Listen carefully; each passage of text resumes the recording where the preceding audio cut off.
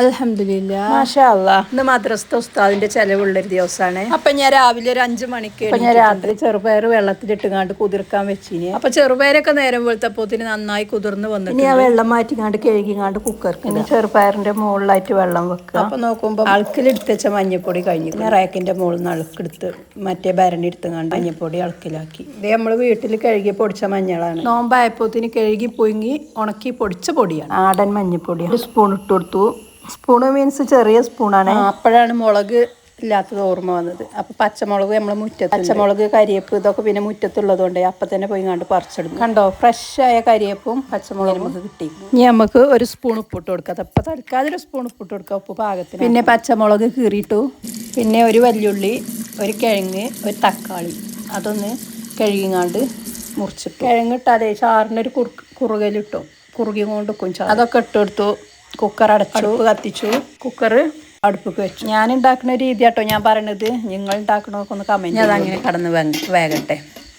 ഒരു 4-5 വിസിലടിക്കട്ടെ.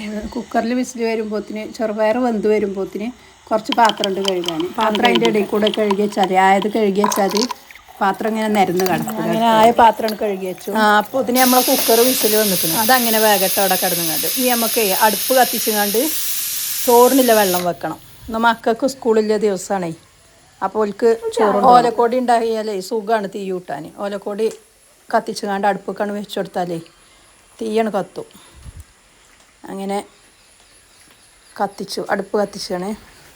പിന്നെ ഒരു കാര്യം, അടുപ്പ് നന്നാക്കിയിട്ടില്ല, അടുക്കള നന്നാക്കിയിട്ടില്ല.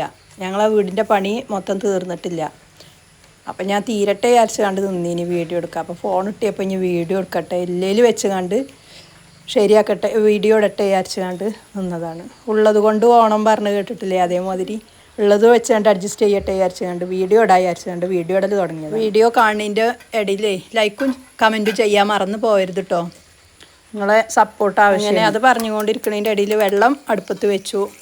ഇനി നമുക്ക് തേങ്ങ ഉടച്ചുങ്ങാണ്ട് ചിരവിങ്ങാണ്ട് അതിൻ്റെ പാല് ലേശം പിഴിഞ്ഞെടുക്കണം. തോനൊന്നും വേണ്ട, ഒരു അരമുറി തേങ്ങ മതി. അത് പിഴിഞ്ഞുകാണ്ട് ചിരകിങ്ങാണ്ട് പിഴിഞ്ഞിട്ട് അത് നമുക്ക് കറിക്ക് ഒഴിച്ചു കൊടുക്കാനാണ്. 1-ാം പാലും 2-ാം പാലും എടുത്തു. ചെറുപയർ ഏകദേശം വെന്ത് തുടങ്ങിയേക്കും. 2-ാം പാല് പാർന്നിട്ട് ഒന്നും കൂടിയും വേവിച്ച. 1-ാം പാല് പിന്നെ ലാസ്റ്റ് പാൽ. അപ്പം ഞാൻ തേങ്ങ മിക്സിയിലിട്ടുകാണ്ട് മിക്സിയുടെ ജാറിലിട്ടുകാണ്ട് ചെറിയ ജാറിലിട്ടുകാണ്ട് ഒന്നിന് അരച്ചെടുക്കട്ടെ.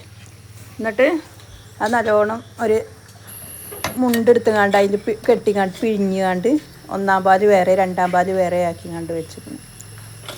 അപ്പോൾ ഇതിന് നമ്മൾ ചെറുപയർ ഇതാ നല്ലോണം വെന്ത് കഴിക്കണേ. ഞാൻ കിഴങ്ങൊക്കെ ഒന്ന് നല്ലോണം ഉടച്ച്, കിഴങ്ങും തക്കാളി ഉള്ളിയൊക്കെ ഒന്ന് ഉടച്ച് റെഡിയാക്കിയാൽ സംഭവം ശരി. അപ്പോൾ ഇതാ നല്ലോണം കയ്യിലിട്ടുകാണ്ടൊന്ന് ഉടച്ചുകാണ്ട് റെഡിയാക്കുന്നുണ്ട്. ഞാൻ വിസിൽ പോയപ്പോൾ ഗ്യാസ് ഓഫാക്കി. ഇനി ഒന്ന് കത്തിച്ചുകാണ്ടേ 2-ാം പാല് പാരുക ഉണ്ടോ. 2-ാം പാല് പാരുന്നപ്പം തന്നെ അത്യാവശ്യം നല്ല കുറുകലായിക്കുന്നു. അങ്ങനെ പിന്നെ അപ്പോത്തിന് നമ്മളെ ഇനി അവിടെ കടന്നൊന്ന് തിളക്കട്ടെ. അപ്പോത്തിന് നമ്മൾ ചോറിന് വെച്ച വെള്ളം തിളച്ച് മറിയുന്നുണ്ട്. അപ്പോൾ എന്തായിട്ടു ഞാൻ ഇന്ന് ലേശം എടുത്ത് അതിന്ന് കുട്ടികൾക്കും ഞാൻ വീട്ടിൽ കുടിക്കാൻ ആവശ്യത്തിനില്ല വെള്ളം തുളസിൻ്റെ ഇല ഇട്ടുങ്ങാണ്ട് മുക്കി വെക്കും. എന്നും തുളസിൻ്റെ ഇല ഇല്ല ഇടൽ.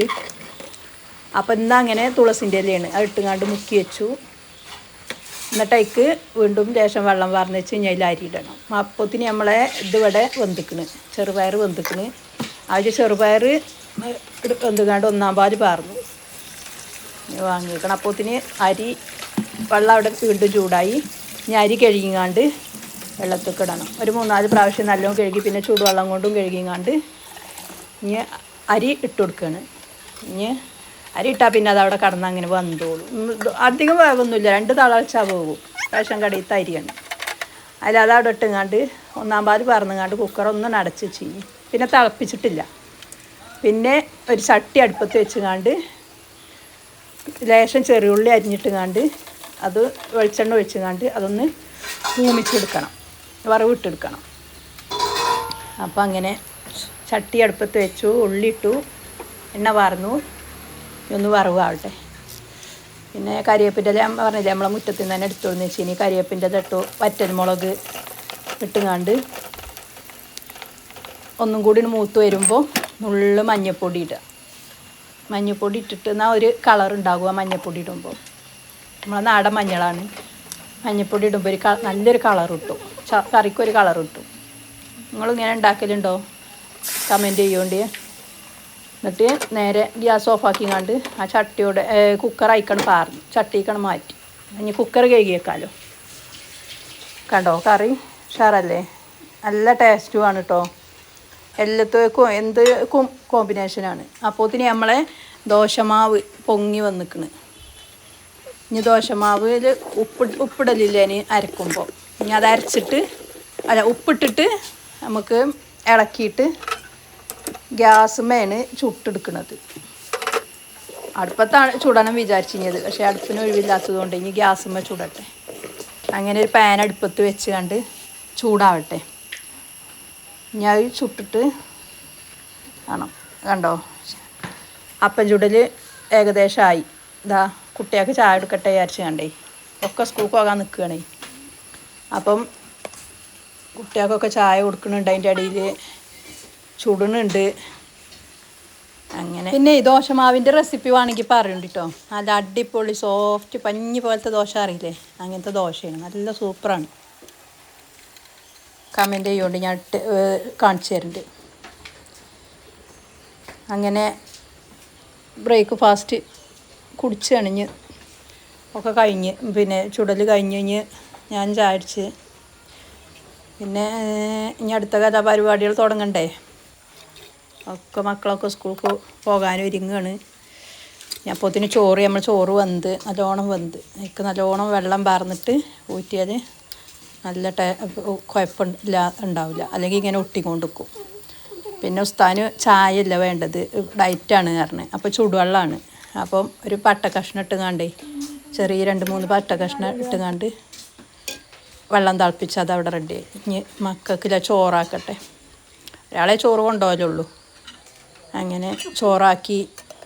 പിന്നെ ഒരു മുട്ട പുഴുങ്ങി കൊടുത്തു, ചെറുപയർ കറി വെച്ച് കൊടുത്തു, ചമ്മന്തി. അതുതന്നെയാണ് ഇന്നത്തെ. അപ്പോൾ ഇതിന് ചിലവിൻ്റെ പാത്രം കൊണ്ട് കുട്ടികൾ വന്നിനി. ഒരു ഉസ്താദ് തന്നെ ഉള്ളൂ കേട്ടോ. അങ്ങനെ ചുടുവെള്ളമാക്കി. പിന്നെ അടിയിൽ ചുടുവെള്ളമാക്കി. പിന്നെ 5-6 ദോശ വെച്ച് കൊടുത്തു.